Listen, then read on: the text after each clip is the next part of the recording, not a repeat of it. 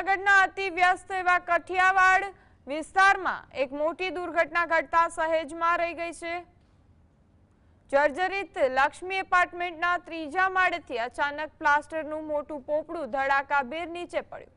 તે દરમિયાન ત્યાંથી પસાર થઈ રહેલા એકતાબેન ચંદારાણા નામની મહિલાને માથા અને હાથના ભાગે ગંભીર ઈજા પહોંચી। અગાઉ આ જ વિસ્તારમાં બિલ્ડિંગ ધરાશાયી થવાની ઘટના 4 નિર્દોષ લોકોએ જીવ ગુમાવ્યો હતો। તે સમયે મનપા દ્વારા મોટા દાવાઓ કરવામાં આવ્યા હતા કે જર્જરિત ઇમારતો સામે કડક કાર્યવાહી કરવામાં આવશે, પરંતુ આજની ઘટના એ સાબિત કરે છે કે તંત્રની કાર્યવાહી માત્ર કાગળ પર જ છે। હજુ સુધી જવાબદારો સામે કોઈ નક્કર કાર્યવાહી કરવામાં નથી આવી, જેના કારણે સ્થાનિક રહીશોમાં ભારે રોષ જોવા મળ્યો છે।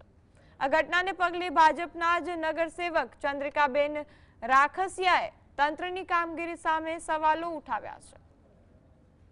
આશરે 35 થી 40 વર્ષથી જૂનું છે। એ બિલ્ડિંગમાં કોઈ નોટિસ નથી મળી। એ બિલ્ડિંગની પડદી મારા વાઈફના માથા ઉપર લાગી છે। એ બિલ્ડિંગની પડદી મારા વાઈફના માથા ઉપર લાગવાથી અત્યારે એની હાલત ગંભીર છે। તંત્રની ઘોર બેદરકારી।